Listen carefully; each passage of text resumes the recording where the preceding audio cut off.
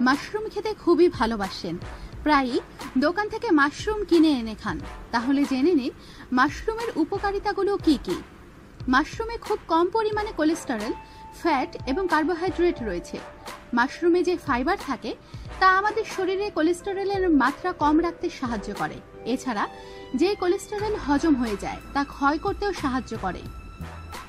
Anaemia রোগীদের রক্তে আয়রনের পরিমাণ খুব কম হয়ে যায়। এর ফলে মানসিক অবসাদ, মাথার যন্ত্রণা এবং হজমের সমস্যা দেখা দেয়।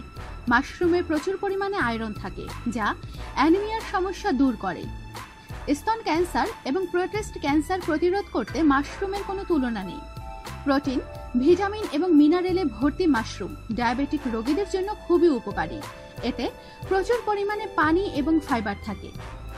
প্রচুর পরিমাণে ক্যালসিয়াম থাকার জন্য মাশরুম আমাদের হাড়ের শক্তি বাড়াতে সাহায্য করে। গাঁটের ব্যথা কমাতে এবং হাড়ের বিভিন্ন রোগ প্রতিরোধ করতে মাশরুমের জুড়ি মেলা ভার।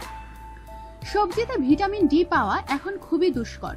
মাশরুমে প্রচুর পরিমাণে ভিটামিন ডি রয়েছে, তাই শরীরে ভিটামিন ডি এর ঘাটতি পূরণে যখনই সময় পাবেন মাশরুম খান।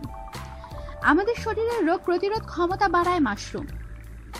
রক্তচাপের ভারসাম্য বজায় রেখে হার্ট অ্যাটাক, স্ট্রোক প্রভৃতির প্রতিরোধ করে মাশরুম।